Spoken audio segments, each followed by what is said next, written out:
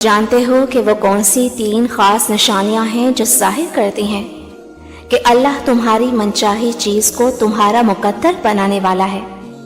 जिसमें पहली निशानी तो ये है कि अगर तुम ऐसा महसूस करने लगो कि तुम्हारा दिल हर घुटन से आज़ाद होकर वो ठंडक महसूस करने लगे जो तुम्हारे दिल में जीने की एक नई वजह पैदा कर दे, और तुम सच्ची खुदा तरसी और खल्के खुदा से हुस्न सलूक जैसी आला सिफात से जुड़ने लगो, तो समझ लो कि अल्लाह अनकरीब तुम पर खुशकिस्मती के तमाम दरवाजे खोलने वाला है। अल्लाह ताला खुद कुरान में फरमाता है, और जो शख्स अपने आप को अल्लाह का फरमा बरदार बना ले और वो नेकोकार भी हो, तो उनके लिए यकीनन ऐसा अजर है जिसका सिलसिला कभी टूटने वाला नहीं, और ऐसे लोगों को ना कोई खौफ होगा और ना वो गमगीन होंगे।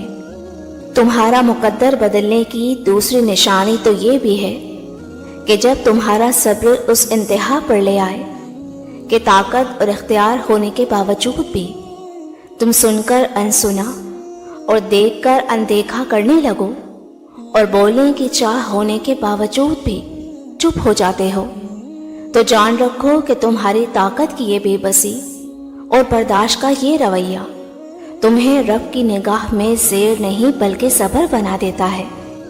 क्योंकि जब तुम अपने जज्बात की ताकत पर आजिज़ी को गालिब रखकर सब्र करते हो, तो वो फराख दर्स और मेहरबान रब तुम्हारी मनपसंद चीज़ को तुम्हारा मुकद्दर बना देता है।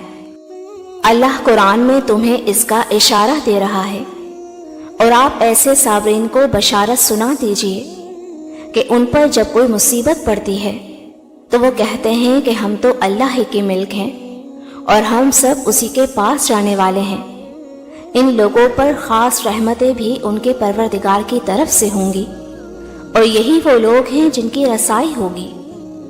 याद रखो कि अगर मुकद्दर का लिखा ही सब कुछ होता तो अल्लाह तुम्हें दुआ की तौफीक कभी ना देता। तुम्हें दुआ की तौफीक मिलना इस बात की निशानी है कि अल्लाह तुम्हारा मुकद्दर बदलने वाला है। अगर एक पाँव तदबीर से उड़ता है तो दूसरा पाँव किस्मत उठाती है। और जानते हो कि वो कौन लोग हैं जो अपनी किस्मत में अपनी मनपसंद चीज़ों को लिखवा लेते हैं?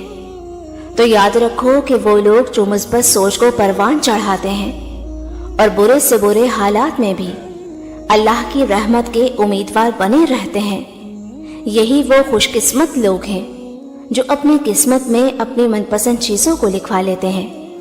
अल्लाह फरमाता है, फिर वो तुम तक तुम्हारी पसंदीदा चीज़ मुकर्ररा वक्त पर लाएगा और तुम हैरान रह जाओगे।